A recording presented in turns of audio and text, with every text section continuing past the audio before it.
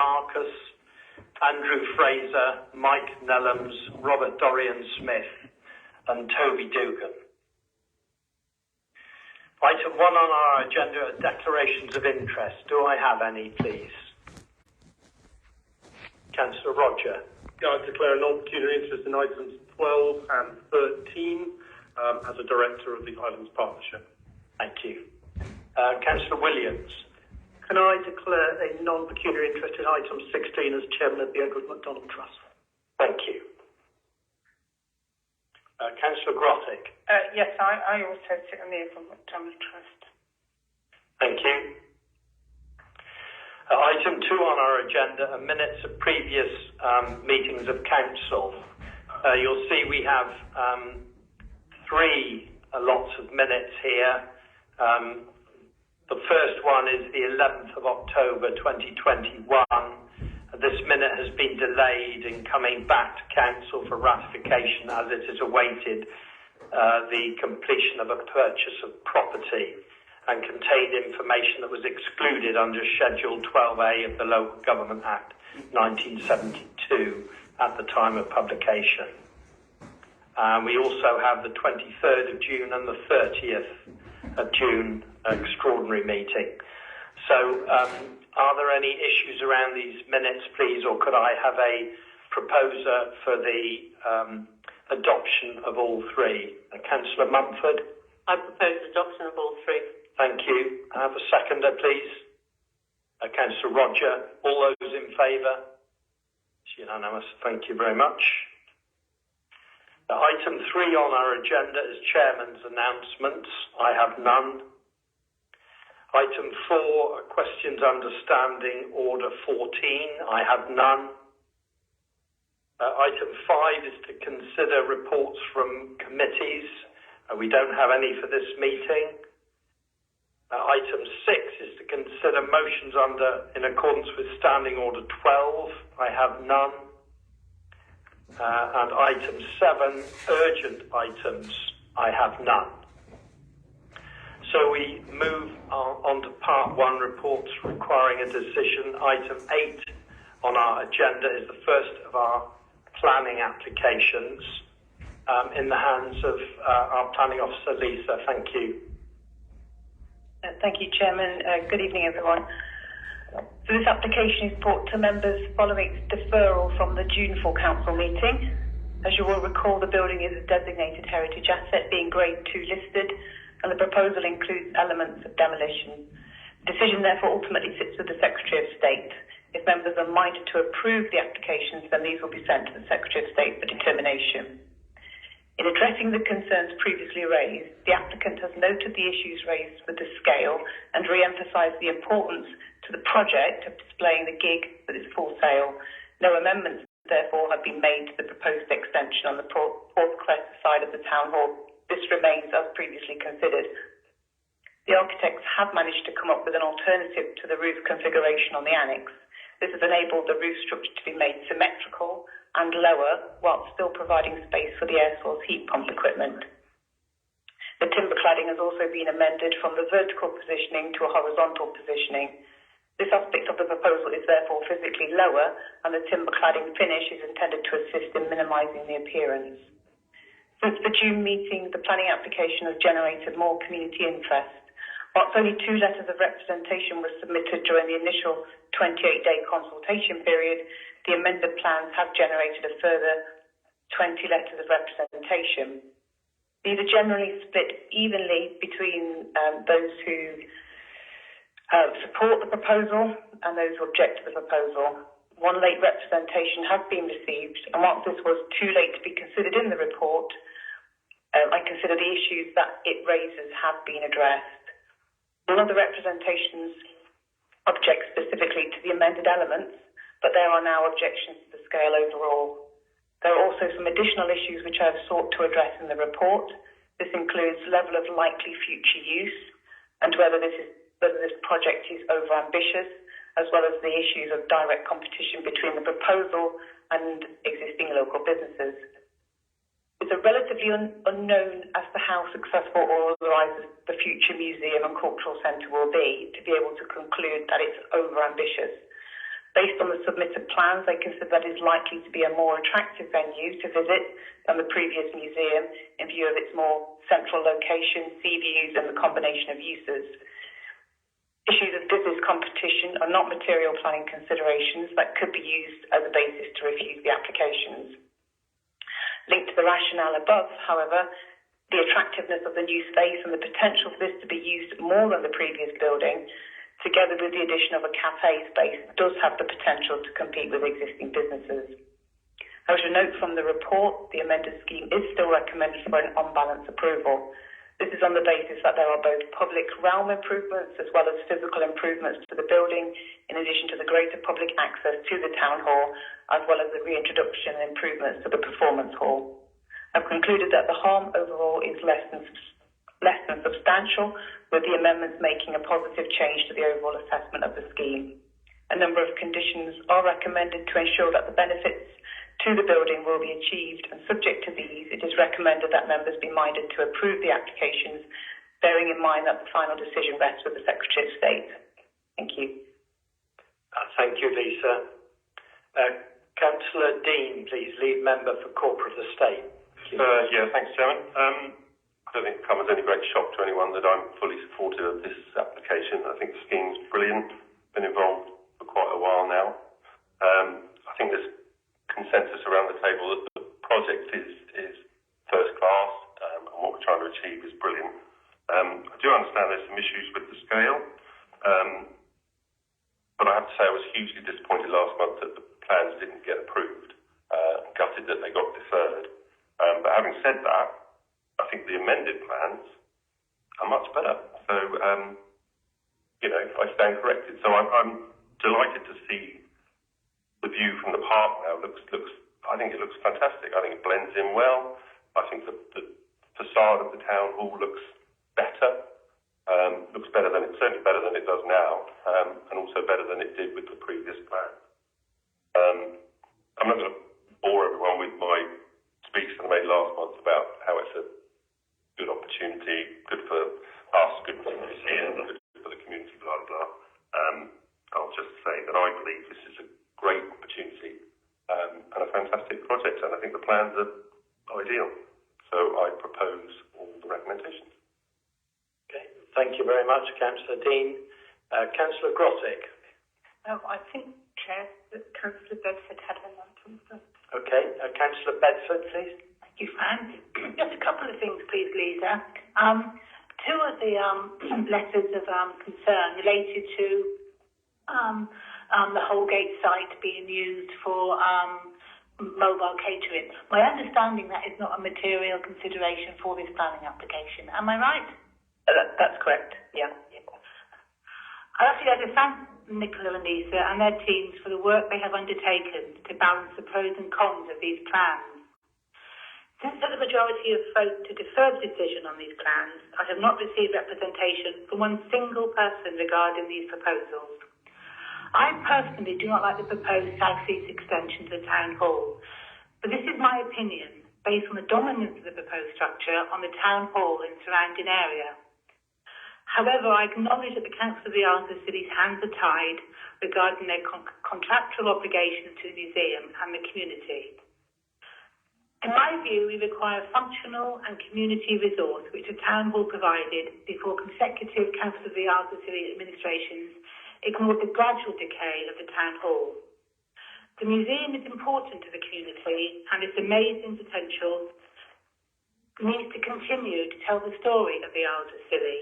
However, the requirements of the museum must not dominate the building's use, as it would have been helpful if we had representations from local groups like the Farmers Market, the Theatre Club, Council of the Isles of Scilly employees who previously used the Town Hall as their base, and other potential users of the site. However, it's been a real dilemma for me, but I believe it's time for the present decline in this area to be reversed, and I support the recommendations as stated in agenda item number 8. Thank you. Thank you, Councillor Bedford. Councillor Williams. Thank you, Chairman. I was supportive of the deferral last time, and I've got no regrets about that. I think the appearance to the front of elevation particularly is improved, and that's reflected in the comments from the Victorian Society. I'm grateful and mindful of the comments from the community. I was concerned last meeting that we only had 2 and they were pretty tenuous about the sort of planning aspects. So I'm much more comfortable the community are aware of what's going on as we speak tonight. I would suggest that some of the issues around street trading are picked up in our public meetings when we meet in the autumn. They sort of allude to what Councillor Bedford was saying. I can't even read my writing there. I'll be supporting the revised designs tonight. Thank you. Councillor Sims, please. Councillor Dean really totally stole my thunder on this. I can't add anything much to what he said, but I would very happily second all the proposals and just referring back to the Victorian Society. I had a little look, well, only a couple of minutes really, and they can be quite fussy.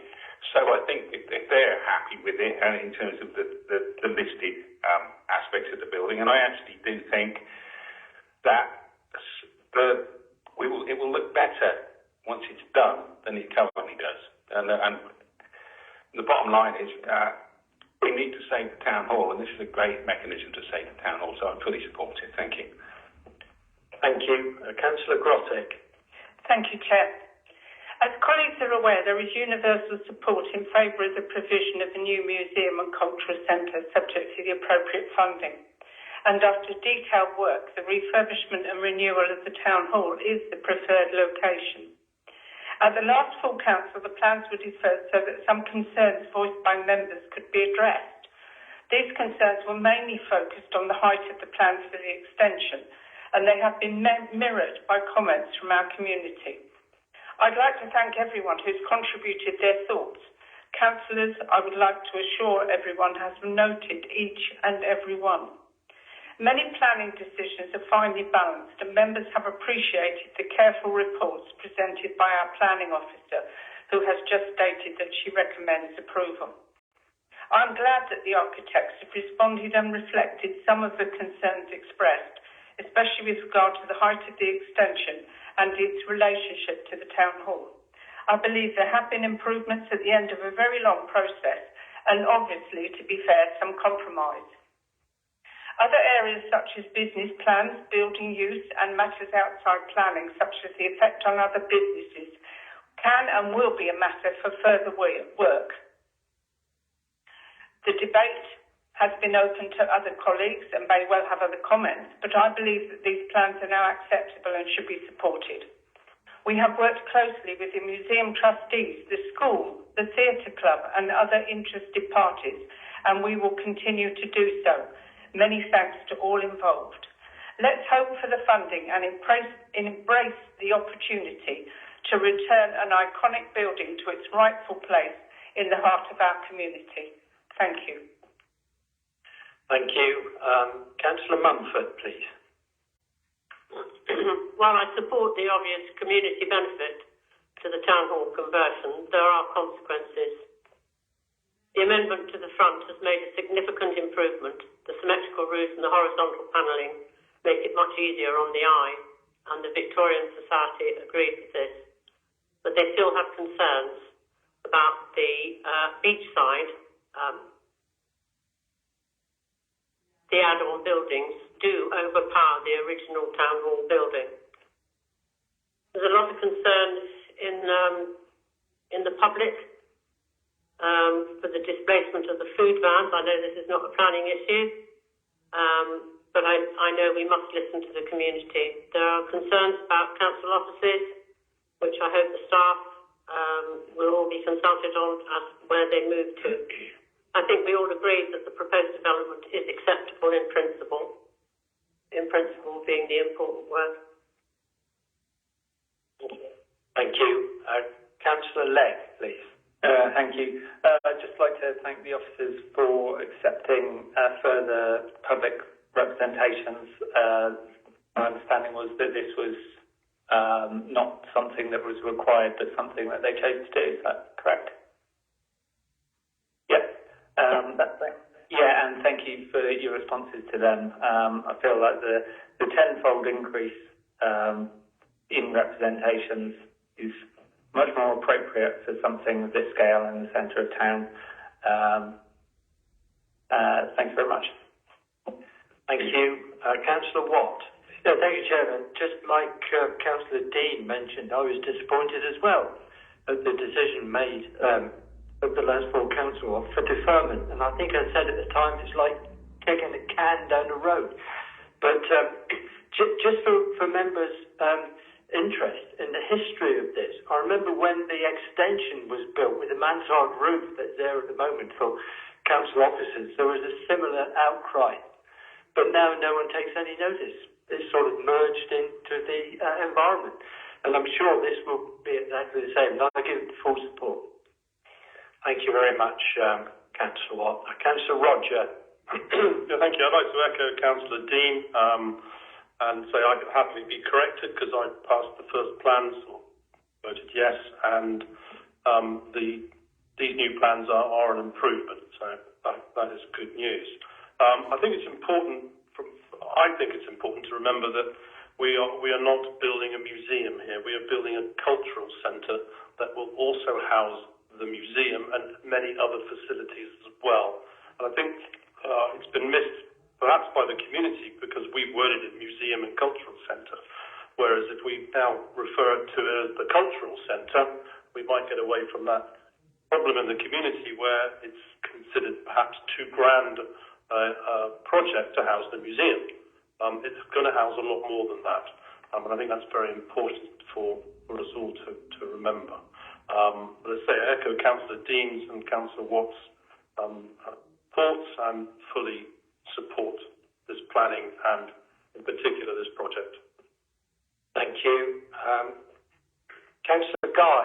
Yeah, thank you, Chairman. I was one that went for the deferral. I think it was the right decision. I think there's a better outcome after readdressing the plans. Just for the record, we are only here and we're minded to grant. The final decision will be with the Secretary of State, won't it? That is correct. Thank you. So I've had a proposer from Councillor Dean. Did you second Councillor Bedford? No. Councillor Sims, sorry. So I have a proposer and seconder. All those in favour? Thank you, that's carried. Councillor Mumford, are you abstaining or are you against? Abstain. Thank you.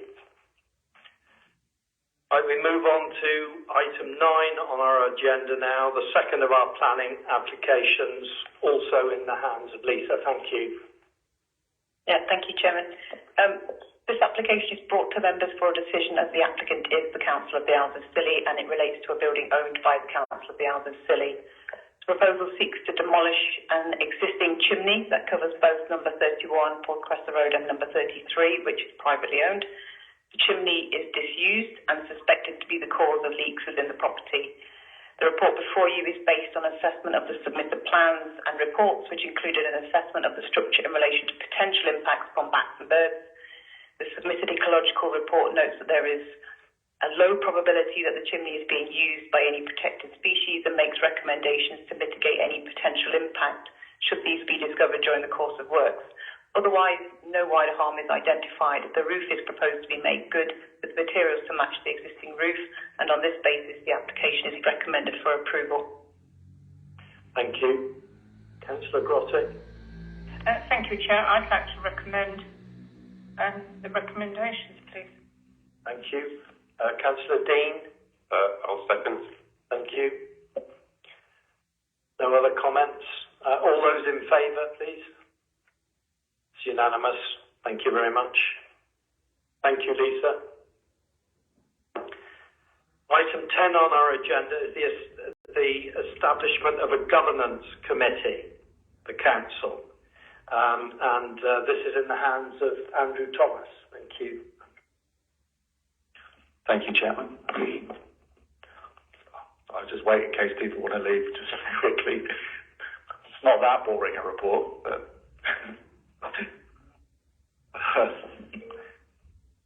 thank you. The report intends for members to consider the regularisation of what is currently an informal body of the council, the Democratic Processes Panel, known as the DPP. I hope the report sets out a balanced argument in favour of making this informal body a committee under the Local Government Act 1972, which it currently is not, whereby it will be open to the public and reports issued in good time and published on the website as normal, and obviously checked by the people that currently check your reports, which is the monitoring officer and the Section 151 and my line manager. We consider that this will be beneficial to members, officers and the public in general, who often do take an interest in the machinations of governance at a local level, however dry it may be. From an audit perspective, it also demonstrates that we value good governance and how it affects our decision making, which serves to protect our decisions from challenge and ensure we make our decisions in a lawful and effective manner. I'm not sure if the monitoring officer's got anything to add. Thank you. Simon, do you wish to say anything? No, thank you, Mr. Chairman. I think Andrew's covered everything. Thank you very much. Councillor Bedford, please. In my previous life, governance was a real issue. It was something that I was very much involved with and I studied. The Council of the Isles of Scilly, by necessity, works across with a spectrum of services, from health, steamship, Duchy of Cornwall, South West Water, etc. And collaboration and partnership working will continue to be more of the norm. Therefore, it's imperative there's an accountable, transparent representation of the Isles of the community and their purse. I actually believe the robust governance model is essential, and the terms of reference at this stage is a live working document, I think, which may develop if recommendations in Agenda 10 are passed. I think it's really important to distinguish between scrutiny and governance, which Appendix A draft terms of reference, what is government actually does. I also believe that an annual government statement, which is brought before the full council, as stated in the terms of reference, is really important. Appendix B refers to a new scrutiny committee's terms of reference, and my understanding of scrutiny is to look at decisions that have been made or are to be made to ensure accountable organisations like Healthwatch and health wellbeing boards improve lives and places of people, and I actually support the recommendations of Agenda Item 10. Thank you. Councillor Sims. Since I've been on the council, which seems half a lifetime now, DPP has gradually been sort of started off as, I wouldn't say something and nothing, but it just developed further and further. It's become quite pivotal to the way the council does things, and yet it's always been formal and by nature a little bit ad hoc, and I think just doing this is absolutely the correct thing to do. And the other thing, and not least, we are after an awful lot of funding, and or whatever body looking in, it's quite handy for them to see we actually have a governance committee and they can look at minutes and see what we do and basically make a judgment whether we know what we're talking about. And I hope they come to the correct view on that. I don't know if Anita did you recommend? Well, then I'm very happy to second. Thank you. Thank you. Thank you. Councillor Watt, please. Yeah, thank you, Chairman. I particularly like the paragraph, what is government? Because when I first read it, I thought there was a bit of ambivalence about this, but then it nailed it down into three definitions. The who can make decisions, who has the authority to act, and who is accountable. And also, I like GOV2 at the top of the next page to promote a culture of openness, accountability, honesty and decency. I only wish the present government had followed that. Thank you, Chairman. Thank you very much. Okay, we need to take the recommendations separately rather than all together. And the first recommendation is that members consider establishing a governance committee as per the terms of reference set out in Appendix A with immediate effect, for which I have a proposer and seconder. All those in favour? May I just ask? Sorry. It just says members consider. Shouldn't it be just that members establish? It just seems it seems. Yeah. Well, we are voting on creating the committee. Thank you. But thank you for pointing that out, Councillor Sims. So I have a proposer and seconder. All those in favour of the committee, please. That's unanimous. Thank you. Item 2 of the recommendations is that amendments to the scrutiny committee terms of reference at Appendix B be approved. Could I have a proposer for that, Councillor Mumford? I propose. Thank you. Recommendation 2. Thank you. And seconded, Councillor Sims. All those in favour, please. It's unanimous. Thank you. The next recommendation is that members appoint to the Governance Committee, and a membership of 8 is recommended. And I would like to state that I am aware that there are 8 members of you willing to serve. They are Dan Marcus, Fran Grottick, Harry Legg, Joel Williams, Anita Bedford, Avril Mumford, Steve Sims and Steve Watt. Is there anybody else who wishes to serve on that committee? No? Well, could I please have a proposer and a seconder for those 8 councillors? Councillor Roger proposed, Councillor Sims seconded. All those in favour? It's unanimous. Thank you very much. The next recommendation is that members appoint a chairman and vice chairman for the Governance Committee. I am aware that Councillor Marcus is prepared to stand chairman and Councillor Grottick is vice chairman. Does anybody else wish to stand on that, please? Councillor Mumford? Is that not done at the first committee meeting? No, we have discussed this with the monitoring officer, and the recommendation is that members approve this. Okay. So, could I have a proposer for those 2 or any alternative recommendations, please? Councillor Watt proposing, Councillor Bedford seconding. All those in favour? That's unanimous. Thank you. The next recommendation is that member allowances scheme be amended to establish a special responsibility allowance of £3,135 per annum for the chairman of the Governance Committee. Councillor Mumford, are you proposing that? Yes, please. Thank you. And the seconded, Councillor Sims. All those in favour? It's unanimous. Thank you. And the last recommendation, please, is that members set a quorum of 5 to be reflected in an amendment to Standing Order 27.1. Councillor Legg, are you proposing that? Yeah, I am proposing that. Thank you. Could I have a seconder, please? Councillor Guy. All those in favour? That's unanimous. Thank you very much. Thank you. So item 11 on our agenda is the first quarter of this year's financial performance report in the hands of our 151 officer, Russell Ashman. Thank you, Russell. Good evening. Thank you, Chair. Good evening, members. Yes, the report that I'm bringing you to today is the financial performance report for the first quarter of the 22-23 financial year.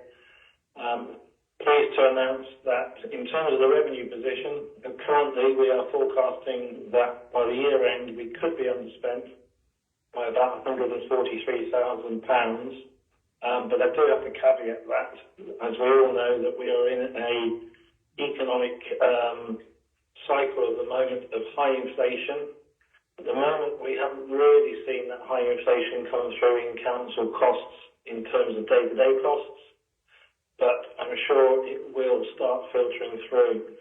Therefore, I anticipate that as we bring the second and third quarters to you, that we may well see that 143,000 underspend reduce as we go through the year. Just to give you some context, we allowed 3.4% at the beginning of the year for increases in contract prices, which equivalent to about £50,000 for every 1%.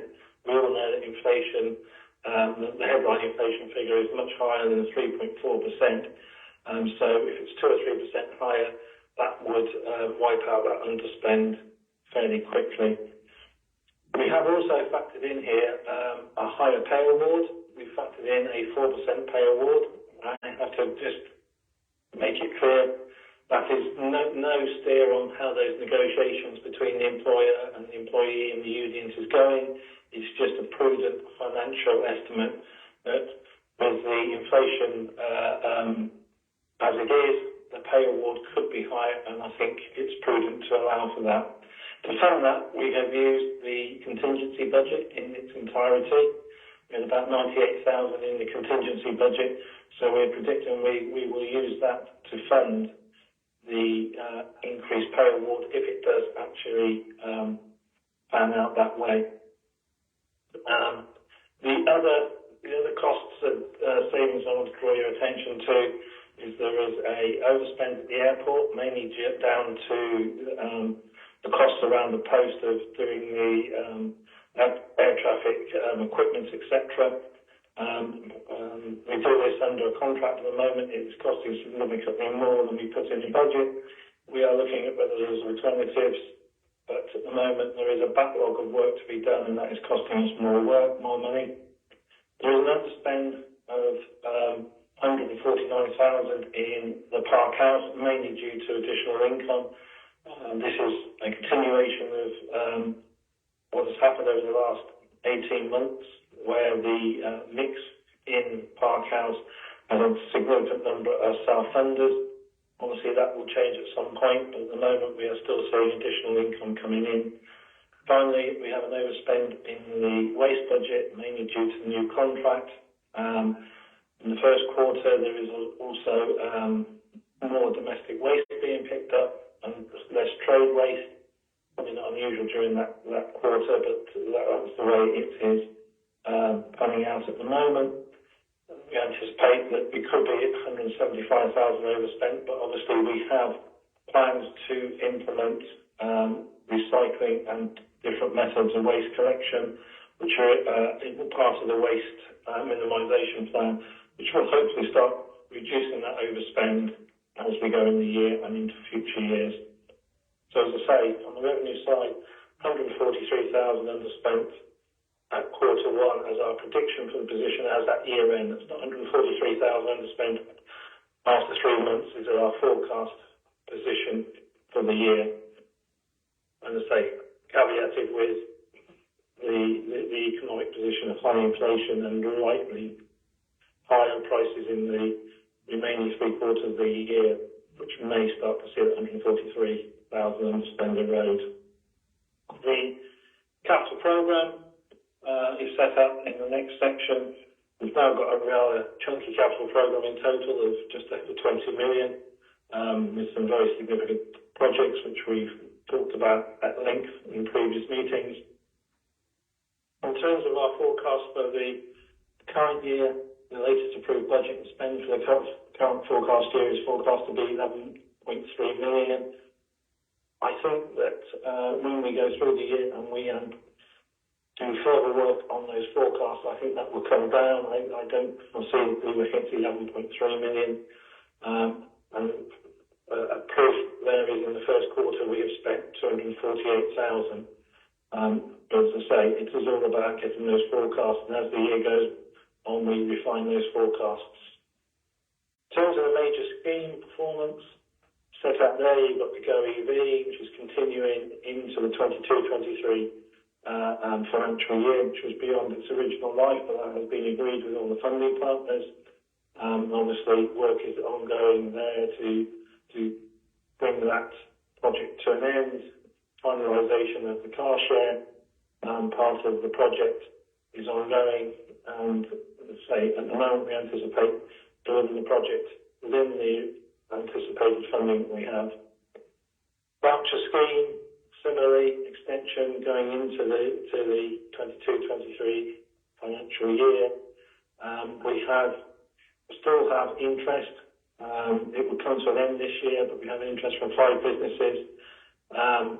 If those are successful, that will draw down quite a significant sum, but it's anticipated we probably will be facing a small underspend on that project in entirety, notwithstanding the fact that we obviously had COVID during the period, and that has prevented some of the businesses maybe looking to take up the offer of the voucher scheme.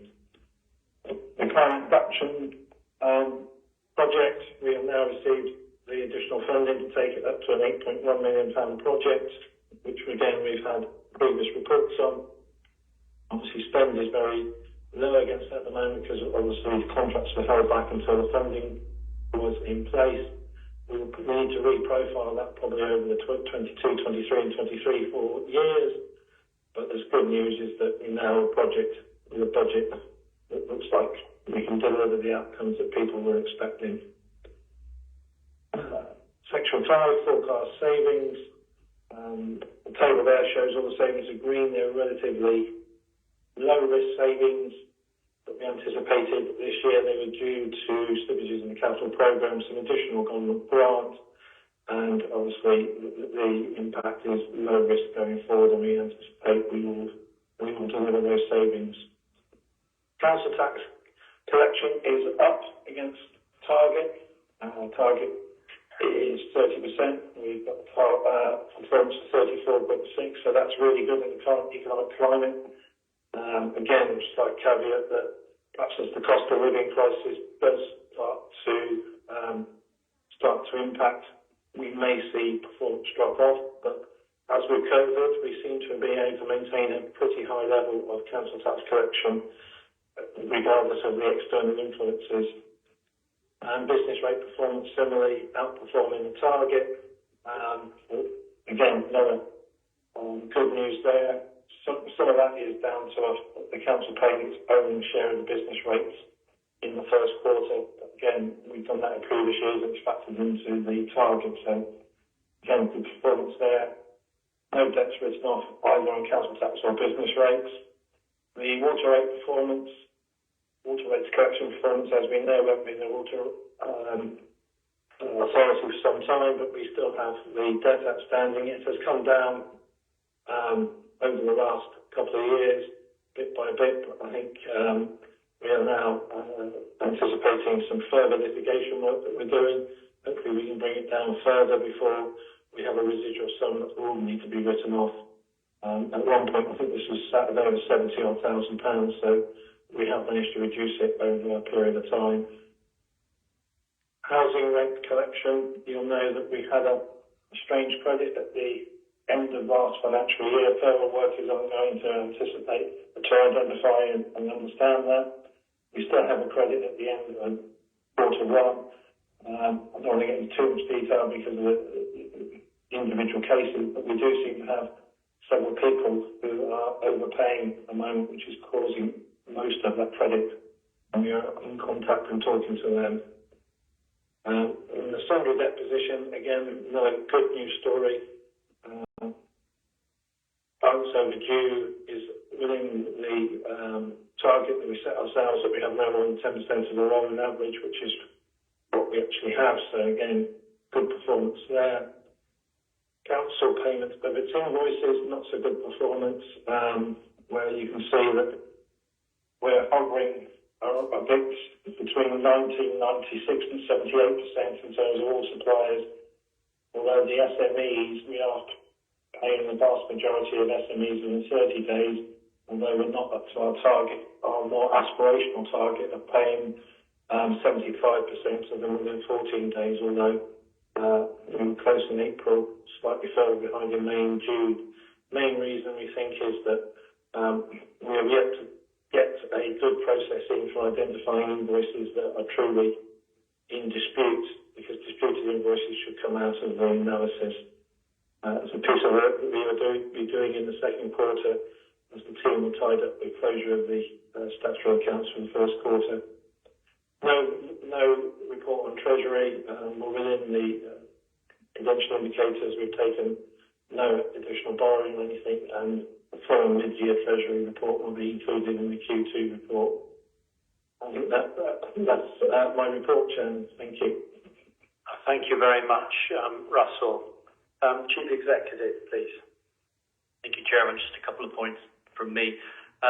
One is just obviously, as Russell's pointed out, what the council continues to remain prudent in the way that it manages its finances, and that's, as he said, is likely to be ever more important. One, because of the inflationary pressures we all know about, but the second was you'll understand that Michael Gove, as Secretary of State, had announced a fair funding review of local government finance, and of course history's overtaken us with that. So the consultation on those sorts of processes would have commenced by now, should have been in place for this financial year. So it's unlikely, I think, that we're going to be in a position of anything other than a very standstill budget from the government funding point of view, if not cuts. But we'll wait to see that. So it remains that we should be prudent. The other bit was just a point of clarity on the airport. The airport issue is about the qualifications required for the engineer, which are a new requirement from the Civil Aviation Authority. Whereas before we had a contract with, in effect, a very senior engineer who oversaw some of the work of others, but also we were able to use more local employees for low-level engineering works. All of that now has to be overseen by a very highly qualified engineer, and therefore currently, as Russell said, our contract costs are going up because of the number of days that we've had to have that engineer on site now, which is stipulated by the Civil Aviation Authority. But we are looking at whether it would be more prudent for us to employ our own. But that would be a difficult one for us in terms of our current pay structure, but would save us money. So we are exploring what's the best option, and I'll come back to members with further details on that when the 151 officer and myself have come to a view. Mr. Chairman. Thank you. Councillor Grottick. Thank you, Chairman. I'd like to thank our 151 officer again for another clear report, and also thanks to our budget managers who've worked to ensure that our finances remain stable. Members will note the forecast underspend for the year, but also the warnings regarding inflation and other pressures on the budget that Russell has just explained to us. The 151 officer and the chief executive have explained issues around the airport. It's also, I think, worth noting that we have continuing and increasing pressure on our waste collection services. Worth mentioning yet again that all commercial waste must be paid for and not disposed of via the domestic waste collection service. It's pleasing that both the council tax and business rate collections are on target, while it's disappointing that we still have outstanding water rates. We shall continue to endeavour to ensure that those who can pay should pay, while we offer all the support we can to those in difficulty. And note, as colleagues have, that the cost of living crisis will mean that in the future our finances may be increasingly under threat. Thank you. Thank you. Councillor Bedford, please. Thank you. At Nenny, I'm taking monthly electric meter readings to monitor my usage, and I accept that such services like the swimming pool and park house, energy is an essential component to service delivery. Are energy costs being monitored more regularly for services which have high consumption?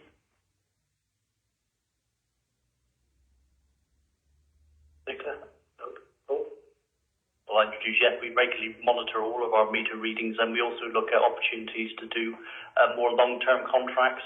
But we try to balance that as well, of course, with our climate change ambitions about making sure that wherever possible fuel comes from renewable sources. Yeah. But that's the bit. We're not yet seeing big increases coming through in terms of, but there's a lag going to be in terms of where some of those costs arise. So the short answer to your question is yes, we do regularly review our costs and monitor our usage. But I think there's a lot more we can do, Councillor Bedford, particularly around renewables. Thank you. And the other thing was the Geo electric vehicle car share project. I appreciate it's a financial performance report and not a detailed report about specific RCV projects. However, it does mention the Geo EV project. Am I correct in understanding the electric car share project is part of the Smart Island project, and a full report regarding this will be brought to full council later this year? Yes, Councillor Bedford, there are two things there. The Smart Island project was more the aspirational vision of what could be, as opposed to the Go EV was a project within it, a specific project. So in terms of the future of the Go EV project, that's coming to full council in September, but we'll also review where we got to in Smart Islands at a high level. Thank you. If the GOV project is coming to council in September, and I know I'm getting a bit of a name for being a bit pedantic, but there is something I've got to say. The comment over electric shared card use says query over 10 can be 11 a day or 35. And does it, the data isn't really very clever. It's a bit, woolly. Does it include Sundays? And it will be far more helpful when the data comes before us in September to understand the average use of the car share scheme. Are they car owners? Are they previous car owners? Have people decided against purchasing a vehicle in favour of using the car share? Or is it mainly Council of the Isles of Scilly employees and South West Water hiring these vehicles? So could we have some more data that actually informs, over 10 a day? Because that actually means nothing to me. Certainly our feedback that we do whatever we can to get more data for you. And I'll talk to you outside of this meeting as well, Councillor Bedford, so I'm very clear about what it is you'd like to see in the report. And if we're able to, we will. I know a fussy thing, really, but... Thank you. Councillor Sims, please. Thank you for a very clear report, Russell. It's just 7.1, the business rate collection performance. I have no issues with it, but I'm intrigued. How do we pay ourselves? I mean, I cannot write a cheque to myself. It would just go from one box to another. Yeah, you're correct. It's an internal transaction that we do between two parts of the council, between the council general fund account and the collection fund account. To transfer it, we don't need to transfer cash between the two accounts. It is an internal transaction. So technically, we could actually pay a lot more and make those figures look even better. Well, we're creating overspend in the general fund budget then, against the services. So the budget I said you're £143,000 overspent. You wouldn't be, because the collection fund is a separate account which we have to keep ring-fenced for collection, council tax and business rates. Thank you for an insight into your world, Russell. Thanks. Thank you. So we have two recommendations before you. Can I have a proposer, please? Councillor Sims, seconded Councillor Mumford. All those in favour? Thank you very much. That's unanimous. And I'd just like to say from the Chair, Russell, thank you very much for a very good report again. And although, clearly we have to remain prudent and, we have to be careful into the future with all the costs that are coming down the road at us and everybody else. But what I would say is it's very heartening that we're in such a good position to start off. And I think we should be very pleased as a council that although we've got these possible difficulties ahead, we start from a very strong position, which gives us a very good grounding to be able to deal with them. So thank you for all your help, Russell, in helping us manage that. And thank you all the officers who have been managing the budget so well. Thank you. So we move on next to item 12 on our agenda, which is the terms of reference for the Isles of Scilly Futures Board and Housing Crisis Task Group in the hands of our Chief Executive. Thank you. Thank you, Chairman.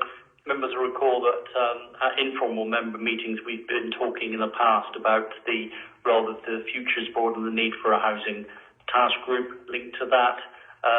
I've met with the existing Futures Board to encourage a sort of relaunch, if you like, and a refocus of that board, which was originally very much focused on things like the Smart Islands project, to widening so that we could have conversations of strategic partnership importance, be it health, be it education, be it economy, be it transport. So this was the suggested membership that the board put forward, subject to any further additions that members may have. We've only had our first meeting. The board were happy with this terms of reference. It's now for members to amend as they feel fit or add to. And I know there was a slight mistake. I think Tim Guthrie was there as a sort of independent business representative rather than Island Partnership representative, so we'll change that. And similarly, it's been brought to my attention on the Housing Task Group from Councillor Dean that we should put lead member for as opposed to individual member's name in case of any change of positions. So these are very much about working in partnership. They're not decision-making boards. They're there to have conversations at a strategic level with partners to help inform our and perhaps their decision-making as well, Chairman. Thank you very much. Councillor Bedford.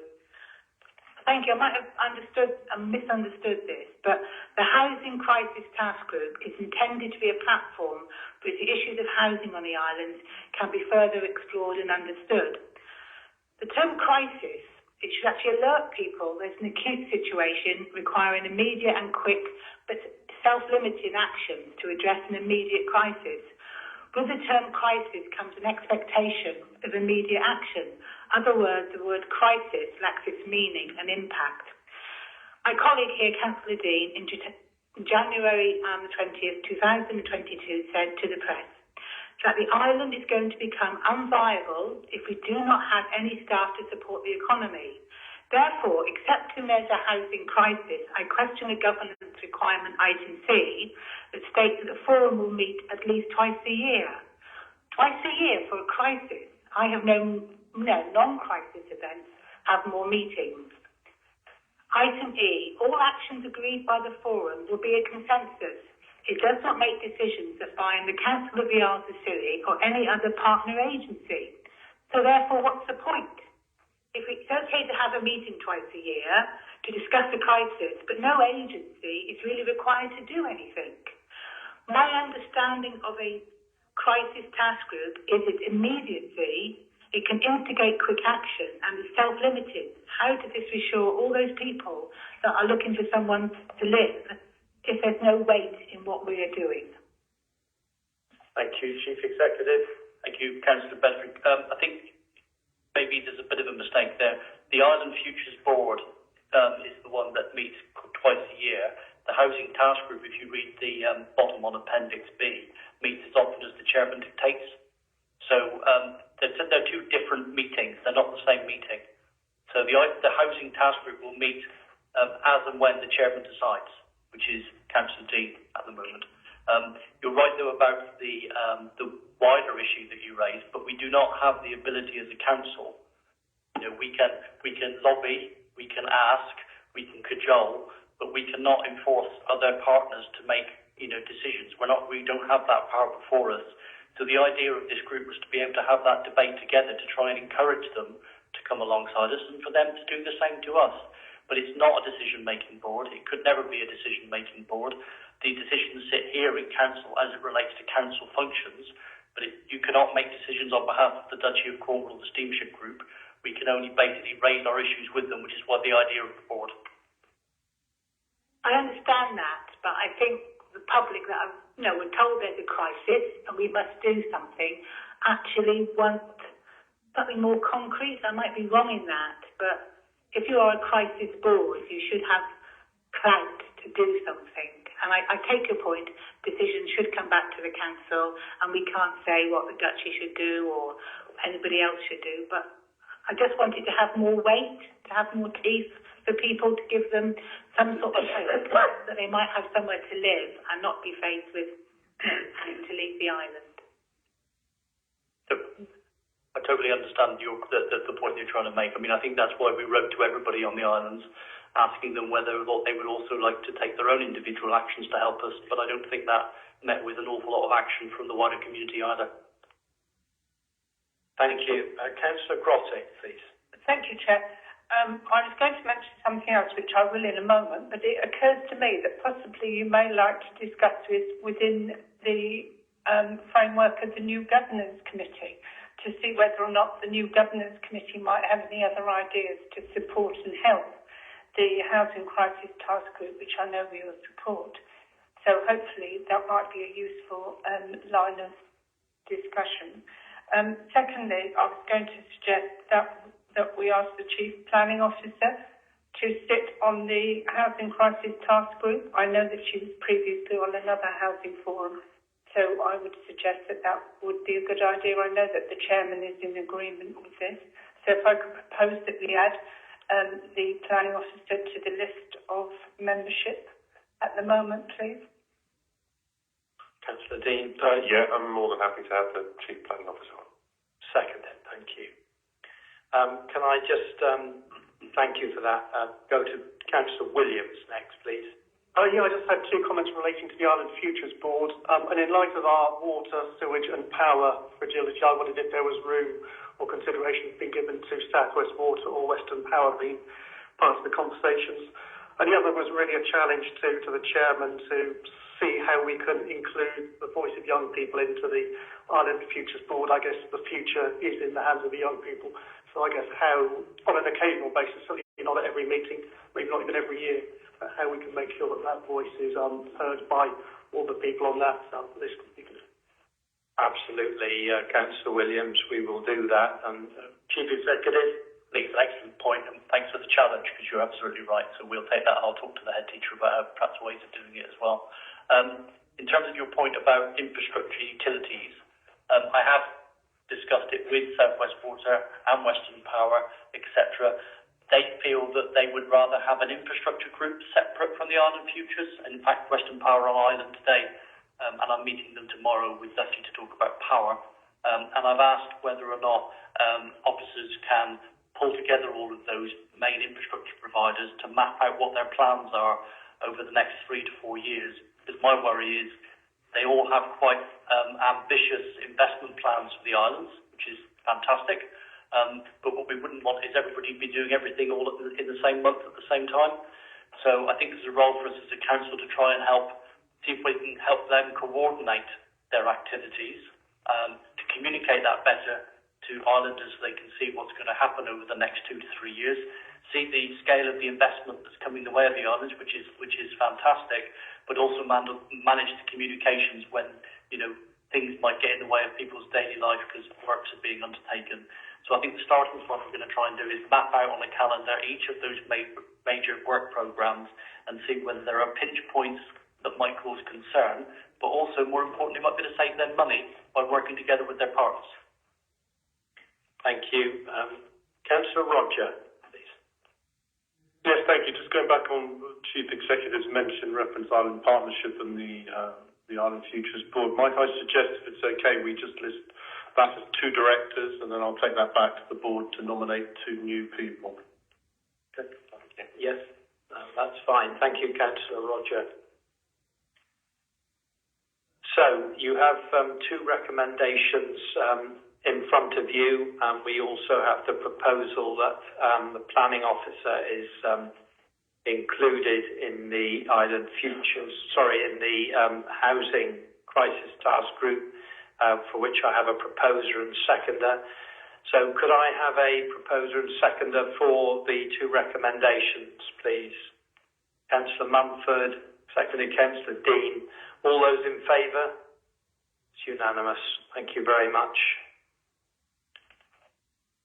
We move on now to item 13 on our agenda, the Island Futures Updated Economic Plan, in the hands of our Director, Nicola.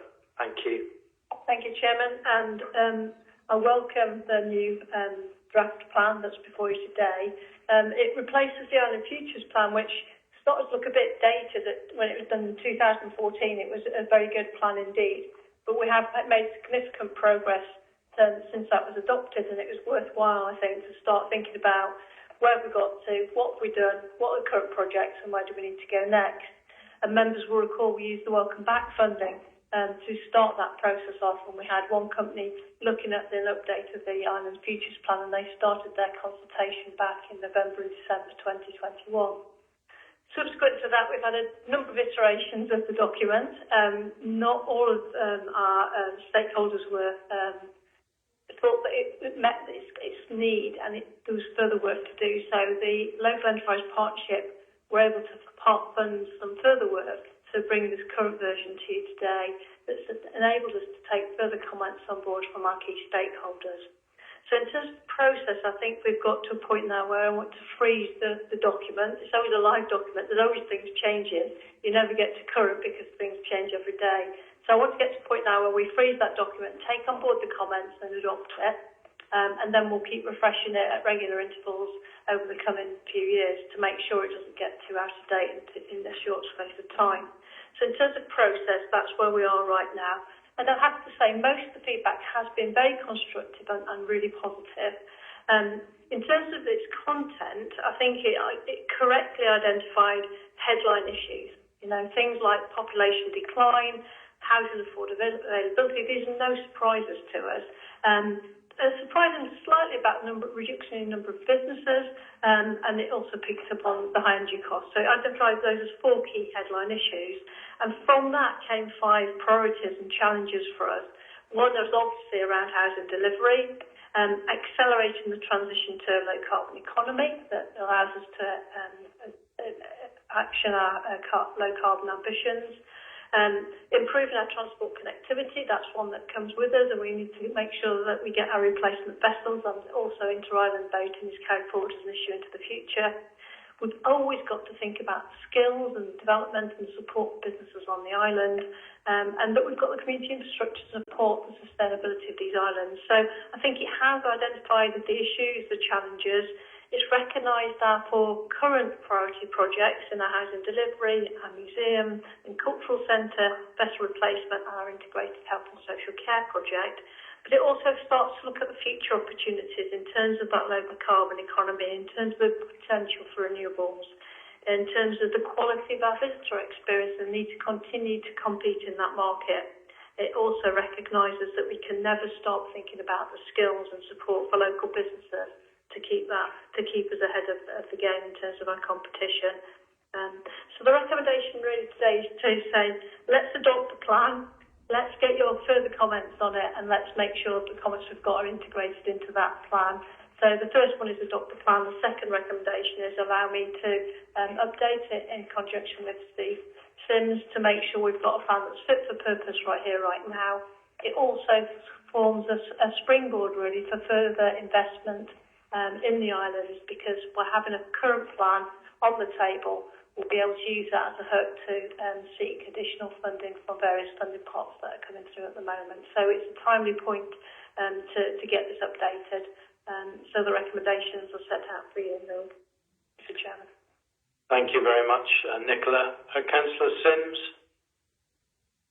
Yeah, I don't know, when I first received this about 3 months ago, and quite a lot of reading through it, and I only made a couple of recommendations to change, and they're in there. And I think it's one thing I would say about it. When my initial view was, I was slightly disappointed, really, in that it does an extraordinarily good job of outlining the problems, but there's not a whole lot of solutions there. I mean, the housing aside, we do have something in train for that, but I think, in a sense, I think that's. If we had all the solutions there, then you don't really need the Island Futures Board. I mean, so it gives a good springboard for Island Futures to do something positive, as opposed to what it did in its previous incarnation, which was just basically improved voucher scheme funding. I mean, because that took the least line of resistance. It was something it could do, rather than something which is a bit more intangible, i.e., the economic future of the island. So having been initially disappointed and thought about it a lot afterwards, I think that actually what we got in front of the idea, the plan is quite good, because it highlights the problems and where we've got to go. And as Nicola said, those the main 4 issues are fundamental to what we do in the future. So yeah, I'm very, very happy with it, and I'm happy to propose the recommendations. Thank you. Councillor Grottick. Thank you, Chair. There's an incredible amount of work and detail in here, and the thing I'm picking up most strongly is that this is obviously a live document that is going to react to circumstances and develop, as Councillor Sims said, with the work of the Island Futures Board, so I'm looking forward to that. I don't know whether to make a formal recommendation or whether just to ask that members can be really involved in the development of this plan with perhaps a workshop in a short while to support and monitor the delivery and look at the prioritisation, because there's so much in here. I think sometimes it's difficult even to know what questions to ask until you're a little bit further down the line. So thank you very much, Nicola, and all your colleagues who've worked on this document. Thank you. Councillor Watt. Yeah, thank you, Chairman. Yes, I think I can echo what Councillor Sims said to a degree.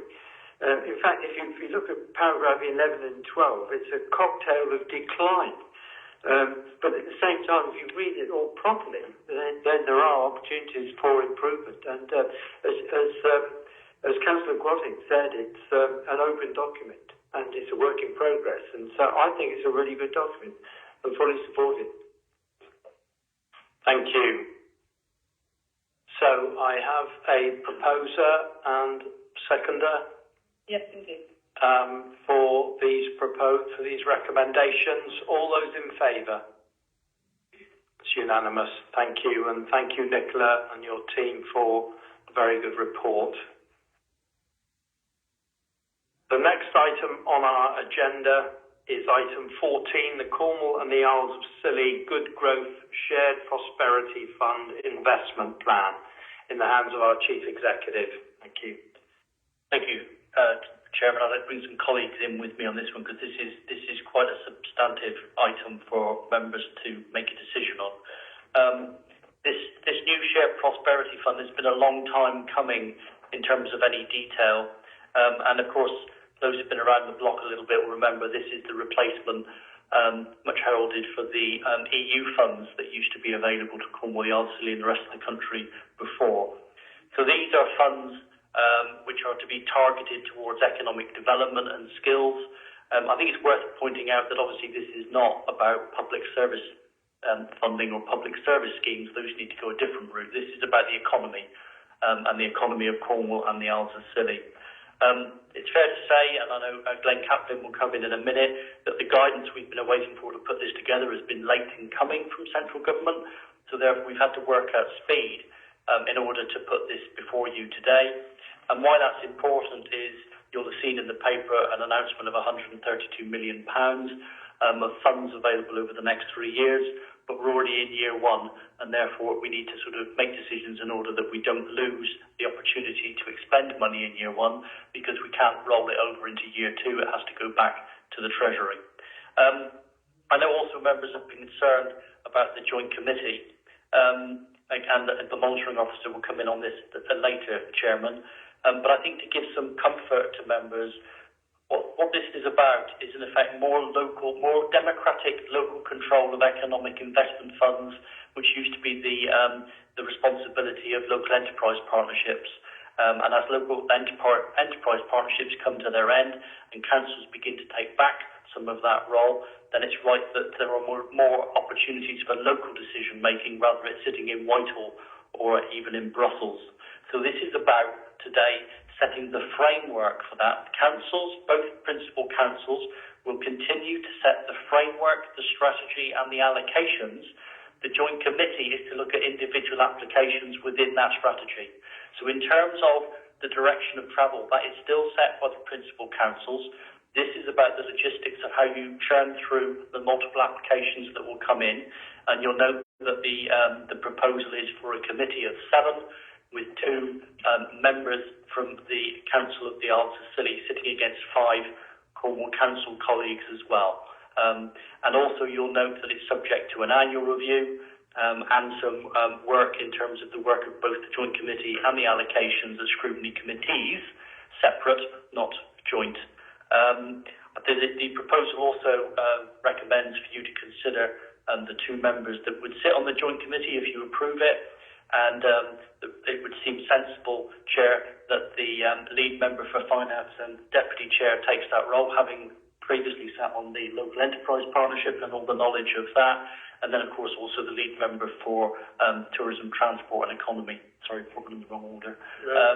But if I may hand over to Glenn just to give a little bit more flavour to the process of putting all this in place. Glenn. Thank you, Paul. Thank you, Chair. Firstly, thanks for the invitation to speak to full council tonight, and thanks very much for the input, particularly from Nicola and colleagues on the islands, into the strategy and the ongoing role of those officers, which has been really helpful in making sure that the plan hopefully reflects the priorities of the Council of the Isles of Scilly.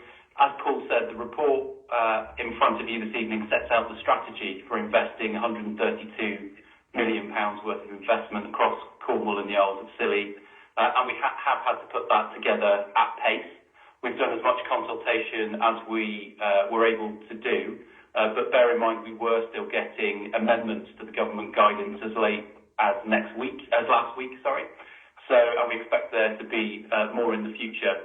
So I think this is a moment in time. There will be further iterations, and there will be an opportunity, as Paul said, both through scrutiny, the Joint Committee and the local authorities to input into future annual plans for how this is delivered. The strategy in front of you this evening does set out the initial plans for how we'll invest that across three priorities set by government: community and place, local business and people and skills. And the spend profile against those three priorities is also set out. But in terms of yearly spend profiles, that's 15 million in the first year, and that's this financial year, 31 million approximately next year, and then ramping up to 82 million in year three. And as well as those three kind of strategic priorities, we will be assessing applications and projects against some cross-cutting themes, primarily environmental sustainability, but also inclusion, including a commitment that any projects or any funding to businesses should meet the requirement of a real living wage. So hopefully, as well as the focus on business, councillors can see a focus on inclusion and sustainability as well. That £15 million spend target for year one is a challenging one. We're already a few months, first quarter into year one, and that's going to be a significant challenge. Some of the priorities for year one are set out in Appendix B, which is the commissioning plan, and that includes priorities around digital inclusion and connectivity, business support, culture and heritage, and tourism development, which I know there are others, but I know those will be particular interest to the islands, having looked at the previous agenda item. I won't say too much more on the governance because I know the monitoring officer is going to comment on that, but like Paul, I think this does take us forward from where we have been in previous European programmes, where the managing authority has been a government department making decisions in Westminster and regionally, whereas this does put elected councillors at the heart of decision making, not only in the framework that's in front of you, but then as the committee is hopefully set up in the early autumn through decision making on individual funding decisions. I think I'll leave it there, Chair, unless you want me to cover anything or answer questions in a moment. Thank you very much, Glenn, for that. Simon, would you like to come in now? Yes, thank you, Mr. Chairman. For members' benefit, you should have had, or we should have now seen the amended recommendations to go with this report. Having discussed them with the Chief Executive and Nicola, it was decided that to try to simplify them, but I will take the members through the recommendations and what has been amended. Recommendations 1 and 2 were as originally drafted. Recommendation 3 is just now simplified that authority be delegated to the Chief Executive in consultation with Cornwall Council to agree the final wording of financial allocation of the Cornwall Isles of Scilly SPF investment plan and multiply investment plan submission to government based on the draft Cornwall and Isles of Scilly Good Growth SPF investment plan as attached to Appendix 1, as well as the principles and priorities outlined in the report. That's chopped it down from what it was, and you're delegating authority now to the Chief Executive. For recommendation 4, this is just for members now to note that Cornwall Council, as the accountable body, will enter into the grant funding agreements with the UK government for the SPF grants and the multiplier grants, and will receive the grant monies. As Cornwall Council is a responsible body, they will get the monies in from central government. Recommendation 5 is as originally drafted. The first part of Recommendation 6 has changed to ask that members note that Cornwall Council will implement the following parts of the 2022 to 23 Cornwall and Isles of Scilly Good Growth SPF Commissioning Plan prior to government sign-off in order to deliver SPF government spending targets for 22-23. As Glenn has already outlined to you, there is a very tight timescale to get these turned around. With regards to the particular spending plans, Nicola may be best placed to answer them, or Glenn. Moving on to the formation of the Joint Committee, that is Recommendations 7, 8 and 9. I'm aware the recommendations before you have not altered from the original recommendations, but I'm aware that some members have raised concerns about the potential for the members of the Joint Committee from the Council of the Isles of Scilly to have decision-making powers. If I could clarify for members, the members that go on to the Joint Committee do not have individual powers to make decisions, such as a Cabinet member could. They have power to make decisions on a collective basis as a member of the Joint Committee. It's appreciated, of course it is, that these decisions will affect the Isles of Scilly, though it's not expected there will be anything that will go before those members that members of this council will not be able to see and discuss in advance. So therefore, those that sit on the Joint Committee will be able to take soundings from the wider membership before they go and make decisions at the Joint Committee. I would add as well that joint committees like this are becoming more common, and obviously there's quite a few councils that work on the same model as Council Isles of Scilly. They don't have a cabinet and leader model, and powers are delegated through the Joint Committee to individual members, providing they work within the Joint Committee. But I would stress again, the individual members do not have powers delegated to them. I'm happy to take any questions. Thank you. Before we come to questions, I'd like to ask Nicola, our Director, to come in, please.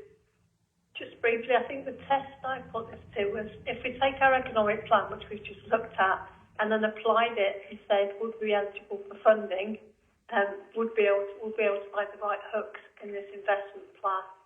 When I've looked through it, the answer is yes. And there's a good reason for that. It's because the engagement process that's been taking place in developing the investment plan for Shared Prosperity Fund has included officers who've been involved with the voucher scheme, with other schemes on the island, and with other stakeholders. So there's an understanding of what the needs of the islands are. One of the challenges we'll have, I think, in accessing funding will be around the scale of the calls and how small businesses access the funding. One of the key things we've raised with the staff who are developing the management of the funds is how do you have representation on the island so that businesses can access someone here locally to find out what they'll be eligible for. So in terms of work within the Growth Hub, one of the areas we've been discussing is an opportunity to have someone funded on island, at least part-time, so the businesses will be able to access funding and advice and support as they would on the mainland. Because what we know from previous funding rounds is unless someone is on island, businesses are reluctant to access the funding. So it's one of the issues we have raised with them. I think the other thing that's come out loud and clear through the process is there's been a really clear rationale for the investment decisions that have been made in here and that have come from the business community, from stakeholders and from officers. So we're very grateful for the process that this has been through. And whilst on paper you might go, how on earth did you come to that conclusion? There's a stack load of evidence that Glenn will have behind the scenes that shows where this has come from. It's come from the people on the ground who've got experience of the existing programme, who've got experience of working with existing businesses to help this work. So the devil will be in the detail, but on the face of it, we should be able to access the funds in much the same way we have with the European funding. But we'll need to make sure that that's easy and accessible for local businesses too. Thank you, Nicola.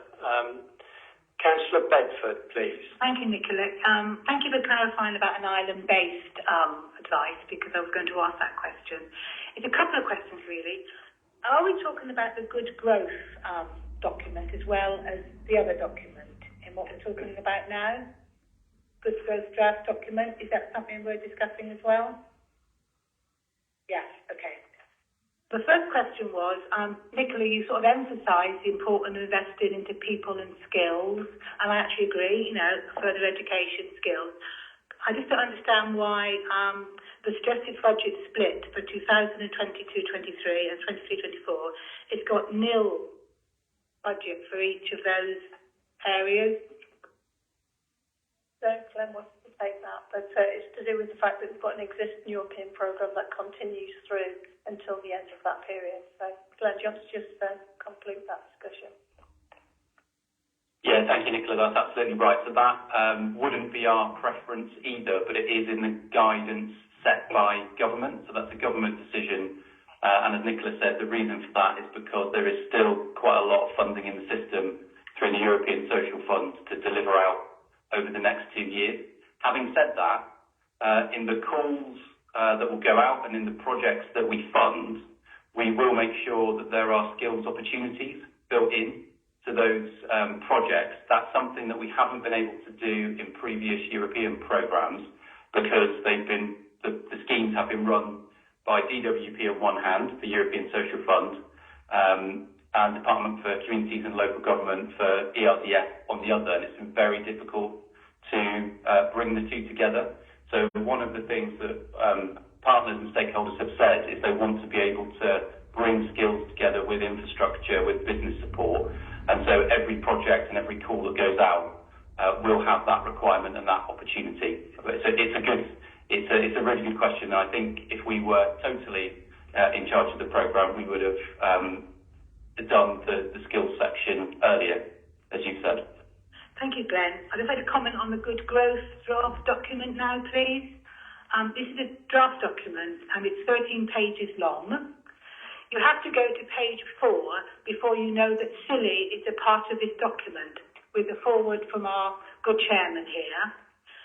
Table 5 on page 1, Cornwall performance against 12 levelling up missions, refers to Cornwall, Redruth, North Cornwall, South East Cornwall, St Austell and Newquay, St Ives, Truro and Falmouth. There's no Isles of Scilly data. Working through the photo images on this, apart from page 4, where's a photo of the chairman, Robert Francis, and a partial shot of Hewtown, Porthmelon and Sharps Pit, there are no other photos of Scilly, not even a photo of the Off Islands. If we are trying to say this is about Cornwall and the Isles and Scilly, and yes, Scilly has a fraction of the population of Cornwall, but partnership is not about size, it's about respect and equity. And this report, this draft report, in my view, actually fails to acknowledge that. The Isles of Scilly does not get its own mention in its own right until page 9, where there's 12 lines, and then we're back to Cornwall again, line after line of Cornwall-specific information. Thank you, Councillor Bedford. Glenn, would you like to come back on that?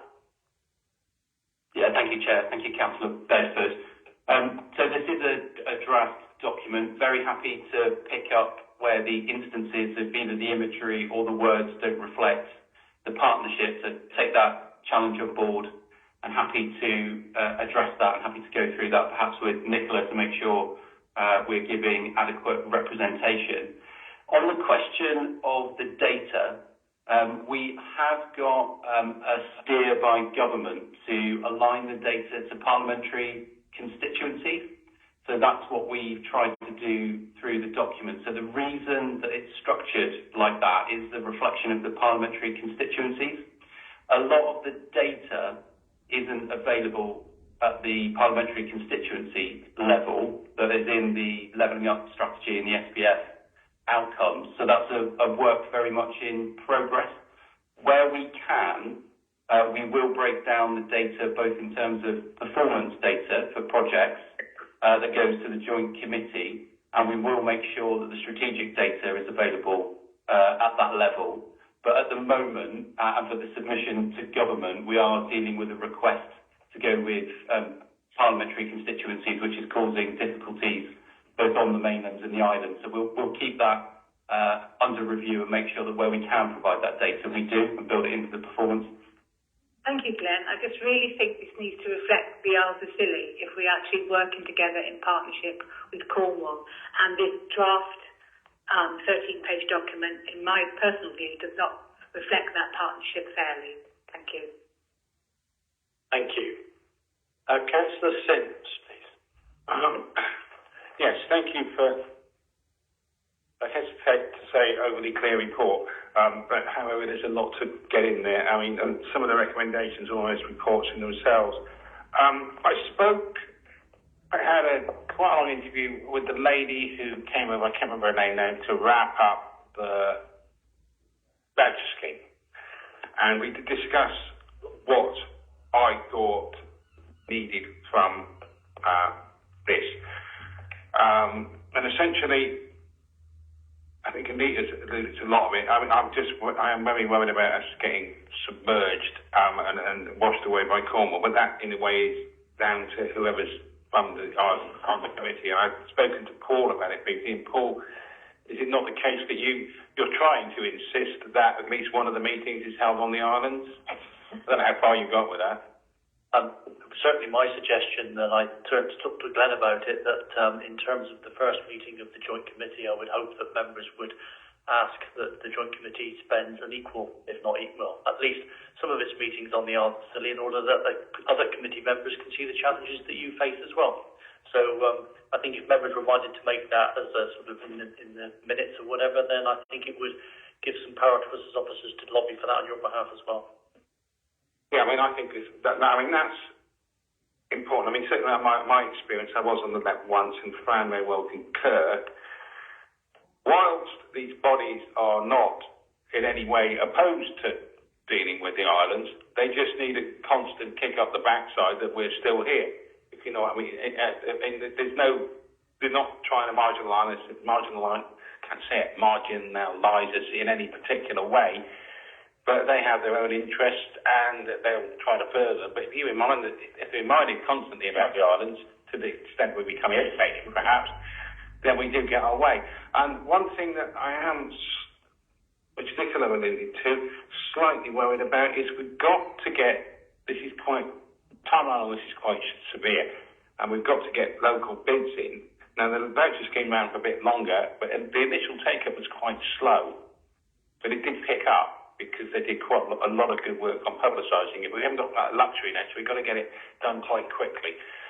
And the other thing, very much in favour of this scheme as opposed to the European money. The European voucher scheme was slightly problematic for the islands because there was no farming. I believe there was no farming. There was certainly no transport, water transport, and no hospitality, which basically knocked us out of the equation. And Kirsty and the rest of the team did an extraordinarily job of actually sliding the bids sort of under the radar so that they actually worked on that level. They did an extremely good job, and I think we did get an exclusion for hospitality. But this one, I think it's open to all comers really, so that would be good. And on that basis, that we actively need to be encouraging fairly quickly local bids. But I'm happy to propose the recommendations, even though I am not sure I entirely understand all of them. But thank you. Thank you. Councillor Williams, follow that, please. Chairman, I hope no one from ESF is tuned into this meeting. With things being passed under the radar, I'm sure every box has been ticked as it should have been. But my question more was to do with the fact that this document talks about long-term solutions for long-term problems, but 3 years is generally not a long period of time to solve the ills of the South West, Cornwall and Scilly. So is there an expectation that there will be funds post the 3-year period, or are we led to believe that this is a 3-year window and then the door shuts and we're looking for alternative schemes again? Glenn, you taking that, please? Thank you. Yeah, thank you, Chair. So the implication of conversations we've had with government is that this is the start of a much longer programme, and the funding and the approach to the funding, putting local authorities in the driving seat, will be a long-term response. Having said that, clearly there are debates at the heart of government at the moment about levelling up and government policy. So I think we are anticipating that this is a change and a strategy that will have longevity outside the 3 years. But of course that will depend on the success of the programme, the evaluation and an assessment of what has worked and what hasn't. But yes, essentially the start of a new process, not the end of one. Thank you. Councillor Grottick. Thank you, Chair. I'd just like to say that of all the bits of the report, the bits that really interest and excite me most is the focus on the levelling up, because there are so many things on Scilly that really do need levelling up, access to so many things, including health. And so I think this hopefully will be the start of a very exciting journey. And I'm hoping, Glenn, that you can come over to the island soon, because it's a very complex document. As you say, it's landed on your officers and our officers' table at the 11th hour. And I think it would be really good to have a roundtable discussion with you within the not too distant future with our officers as well, if we can manage that. Thank you. Thank you. Councillor Sims. Yeah, I just wanted to clarify under the radar. Perhaps it's an unfortunate turn of phrase. Sometimes it's difficult. With the rules of the pre-voucher scheme, you couldn't directly push a car uphill. They obviously need to go from the back. But what the team did, they found quite a good way of you can actually do it diagonally, and it from both sides, and it went up the hill. So that's what I mean. That they didn't do anything wrong. They just took an ingenious approach. Thank you, Councillor Sims. Councillor Guy. Thank you, Chairman. I'll second the recommendations. Okay, thank you. Before we take the recommendations, I'd like to deal with the two members that will sit on the panel. As the Chief Executive said, we're suggesting that it's our Vice Chairman, who's lead member for Finance and Governance, and also our lead member for Economy. So could I please have a proposer that those are the two people? Councillor Guy, thank you. Seconder, please. Councillor Roger. All those in favour of those two appointments? It's unanimous. Thank you very much. And that we include the suggestion that, or make it a recommendation that the panel consider a reasonable number of their meetings on the Isles of Scilly. Could I have a proposer for that, please? Councillor Sims, seconded Councillor Legg. All those in favour? Thank you. So now we'll take the whole raft of recommendations that you've heard, the revisions and the originals, and Councillor Sims has proposed their adoption. Could I have a seconder, please? Councillor Guy. All those in favour? That's unanimous. Thank you very much indeed. Thank you very much, Nicola and other officers, for getting that report to us. It's been a lot of work for you, and clearly it's a very big document and difficult for all of us to get our head round in such a quick time. But as Councillor Grottick has recommended, we will have a workshop on this with you, Glenn, on the islands, and I'm sure it will all become clearer. Thank you very much indeed. We now move on to our next item on the agenda, which is item 15, and it's the Cornwall and Isles of Scilly Integrated Care Partnership in the hands of our Director, Aisling. Thank you, Aisling. Thank you, Chairman. Sorry, I'm not with you all. I'm at meetings in Truro, like many of my colleagues. I'm sure you've read the paper. So in a nutshell, you'll be aware there's new legislation which now mandates local areas in both health and care services to integrate, and it's mandated now rather than it being suggested to be a very good idea. So there are now new governance arrangements in place, and clinical commissioning groups have now been disbanded. In our area, that was NHS Kerno, and have been replaced by integrated care boards. The purpose of today is to look at the terms of reference for the integrated care partnership, which sits below the board and will be the engine room that supports the board to make new and bold commissioning decisions and looking about how you work together as a whole system to make sure that it works for the benefits of the populations of Cornwall and the Isles of Scilly. So over the last few months, I've been working closely in partnership with NHS colleagues, with Cornwall Council colleagues, with our legal services team, to make sure that we've got terms of reference which give us a powerful and proportionate voice as the Council of the Isles of Scilly. So the recommendation is that for all constituent councils and the NHS, there is one key member, and it is suggested that in looking at our resources, the most appropriate person is our lead member for adults, given the kind of nature of the kind of crisis facing the system at the moment. Fortunately for the Council of the Isles of Scilly, that also is our lead member for children. So it actually brings in a whole other really positive dimension to the debate. So that's a recommendation for the appointment. As you can imagine, this has been quite a complicated process, a huge amount of work, but that's the whole idea of integration, that we sit down together and we try and get through all this stuff. There's a small typo, which nobody noticed apart from our eagle-eyed chief executive. So at 4.6, there is a small typo, and it says it should be ICP, not ICB. I do not know why the government has made it so complicated with consonants, but it has. But we'll work through it. So anyway, I commend these terms of reference to you. I think we've got to travel in faith. I think we shouldn't be cynical about another reorganisation. I think this time, actually, we've got the governance that supports all the ways that we try to work on Scilly naturally.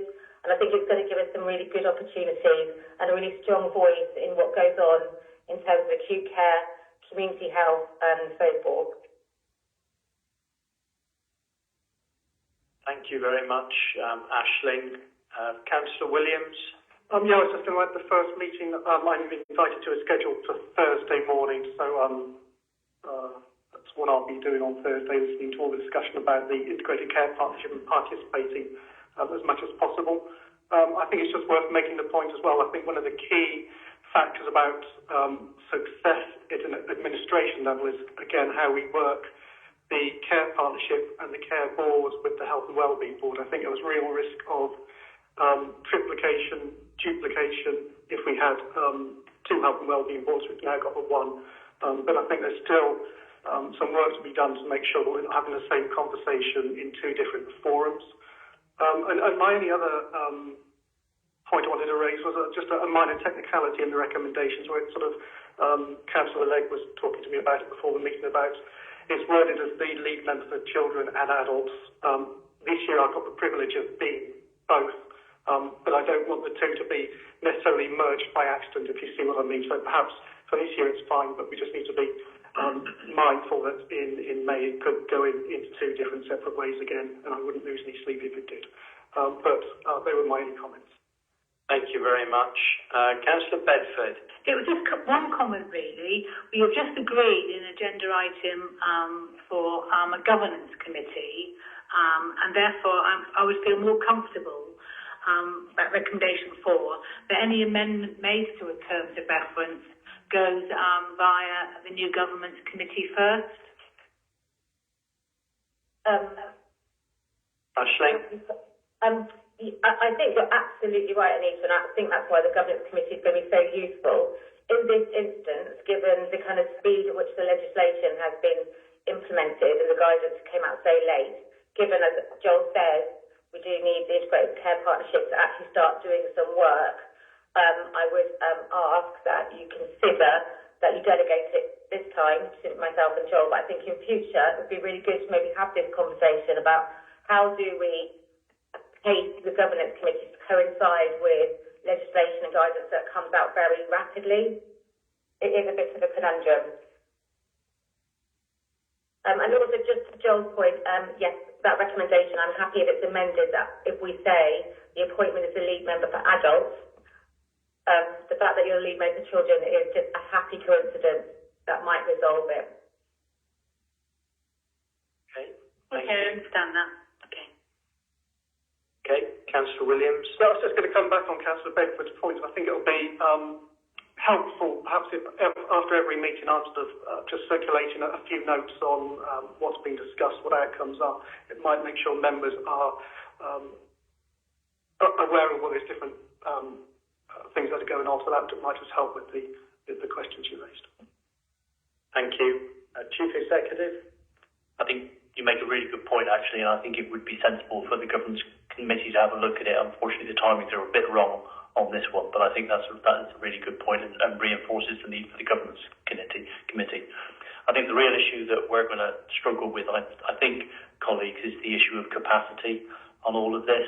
So there's an integrated care board, which sits above the one we're considering today that I sit on, which the first meeting was from 9:30 till 4 p.m, and they're expecting it to be once a month. We've now got the integrated care partnership, which sits on Thursday. I don't know how long that one's down for, Councillor Williams. So 2.5 hours on that delight. But I still would say to you that the real interesting bit will be the area boards with Dr. Garman on, because those are the ones that will really be city specific in terms of our issues feeding up to the other two. So I think the Governance Committee absolutely should have a look at this in due course, because my worry is on a council of our scale, if we're not careful, we're going to spend all our time in meetings. Thank you very much. So, we want to amend item 2 of the recommendations to read lead member for adults, so for an ongoing basis. With that change in the recommendation, if you're happy, could I have a proposer for the recommendation? Councillor Legg, seconded Councillor Williams. All those in favour? It's unanimous. Thank you. And thank you very much, Aisling, for your report. Thank you. The next item on our agenda is item 16, which is the new trustee arrangement for the Isles of Scilly Charitable Trust, which is in the hands of our Policy and Communications Officer, Tom Walton. Thank you, Tom. Thank you, Chairman. This paper makes members aware of the decision of the Edward MacDonald Trust and the Pilots Fund charity to merge, forming the Isles of Scilly Charitable Trust. The decision to merge is a decision for the trustees, not for the council. The consent of the council is required, however, to the new trustee arrangements being proposed for the Isles of Scilly Charitable Trust. Members are invited here to consent to the new trustee arrangements being proposed for the Isles of Scilly Charitable Trust and to appoint a new nominative trustee for a 4-year term to the Isles of Scilly Charitable Trust. Thank you, Chairman. Thank you very much, Tom. Councillor Williams, please. Yes, thank you. I think the proposed merger, the merger with the trust we've been talking about, gives a good opportunity to relaunch the Isles of Scilly Charitable Trust into the public domain. I think there's been discussions that nobody really knows who Edward MacDonald was, or perhaps what the fund stands for, and perhaps the same as for the Pilot Widows Trust as well. There are not many widows of pilots around at the moment. So I think we've got an opportunity to relaunch, to rebadge, to rebrand and reposition. There's some exciting opportunities in the pipeline, which will again increase the funds available, but that could be long-term rather than short-term. And my proposal is that Mr. Tim Jones, who is already an ex officio member of the Edward MacDonald Trust, is appointed by the council tonight. He's got strong family connections to Scilly, and he works in the financial services industry, so he brings quite a bit of experience and professional expertise to the role. He's probably not an individual you're particularly aware of, but I know that Fran and I have been working alongside him for a year or so now and found him to be a very useful asset to the Edward MacDonald Trust, and I think he would carry on those skills as we go forward with the wider umbrella body. Thank you very much, Councillor Williams. Councillor Bedford.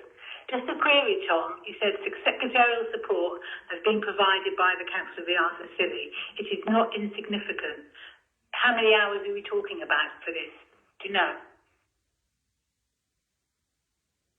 So it depends on how much trust activity there is at any given time. So the trusts have been periodically over the last, say, 15 years, relatively inactive, I would say, over that period of time. And the activity moves from officer to officer. So if you're an experienced officer, so we've had Joseph Payne variously supporting these trusts, and he does so in a private capacity. The burden on him is less over time. I would say, on average, it could be anywhere between 5 and 10% of a full-time role, because managing a trust means managing bank accounts, the investment funds, the meetings, and in these cases, they're charities, so it's return to the charity. But bearing in mind that the Council of the Isle of Sea got quite a few vacancies at the moment, and that's why I'm interested in that. And how is that funded? So the Council of the Isle of Sea fund that? It doesn't come out of the trust, does it? The council funds that entirely, yeah. Okay, thank you. Just to be absolutely clear, though, at present, we're not providing secretariat support to either of the trusts that are proposed to merge, but it has been the case over the past 50 years that for most of that time we were the secretariat, and that could happen again. So by merging, the number of trusts we would need to manage, if that was to happen again, would be reduced, and the complexity of the trusts would reduce as well. We still are the secretariat for the Richard Addison Trust. There are no changes to that. That remains the same. Thank you. Thank you. Councillor Sims? I'd like to propose both recommendations, but the only reservation I have is, no, I'm not particularly suspicious, but I do sort of feel that Sod's law is a real thing. That if we do this, we might end up with loads of pilots' widows with nobody to fund them. Thank you. Councillor Watts, please. Yeah, thank you, Chairman. Just to answer Councillor Sims, the terms of the Charity Pilot Widows Fund have changed over the last 3 or 4 years, particularly since I've been chairman, because I've opened it up to more maritime areas, such as funding trolleys for the sailing club for juniors to go sailing, and also safety equipment for commercial fishermen within the island. So it's not principally for the widows of pilots. Thank you. Councillor Grotting, please. Thank you.